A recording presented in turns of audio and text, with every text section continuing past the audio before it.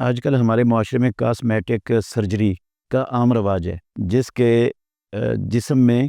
کوئی چیز ایسی ہے جو فطرت کے مخالف ہے، وہ اس سرجری کے ذریعے اپنی حالت فطرت کے مطابق بنوا سکتا ہے۔ محترم ناظرین کرام، اس میں دو چیزیں ہیں۔ ایک چیز ہے واقعتاً اس کا کوئی عضو ایسا ہے جو فطرت کے خلاف ہو چکا ہے۔ ہاتھ اللہ رب العالمین نے انسان کے بنائے ہیں، ہر ہاتھ کے اندر 5 انگلیاں ہیں،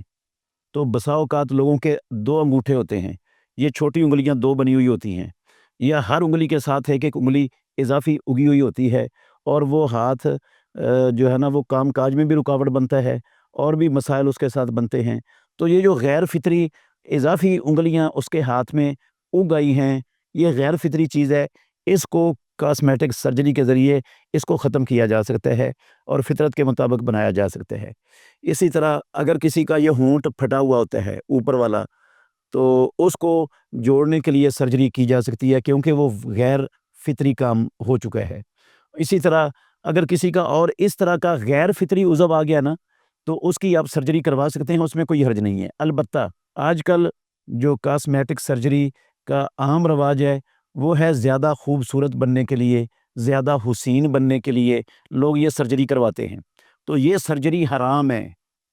ایسا کرنے والے اور کروانے والے دونوں ملعون ہیں، دونوں پر اللہ رب العالمین کی لعنت ہے، کیونکہ رسول مکرم صلی اللہ علیہ وسلم کا فرمان ہے، صحیح بخاری شریف کتاب اللباس کے اندر حدیث ہے کہ اللہ رب العالمین نے لعنت فرمائی ہے فلاں قسم کی عورت پر، فلاں قسم کی عورت پر، فلاں فلاں فلاں قسم کی عورت پر۔ آخر میں فرمایا المغیرات خلق اللہ، جو اللہ کی دی ہوئی فطری شکل کو تبدیل کرتے۔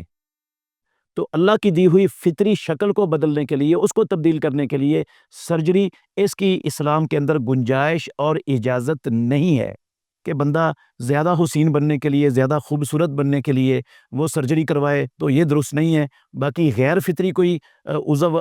ہے اس کے جسم پر جو اس کی فطرت کے مطابق، انسانی فطرت کے خلاف ہے، اس کے مطابق نہیں ہے، اور وہ اس کے لیے مسئلہ بنتا ہے، تو اس کو سرجری کے ذریعے ختم کیا جا سکتا ہے۔ اللہ سب کو حق سمجھنے اور عمل کرنے کی توفیق عطا فرمائے۔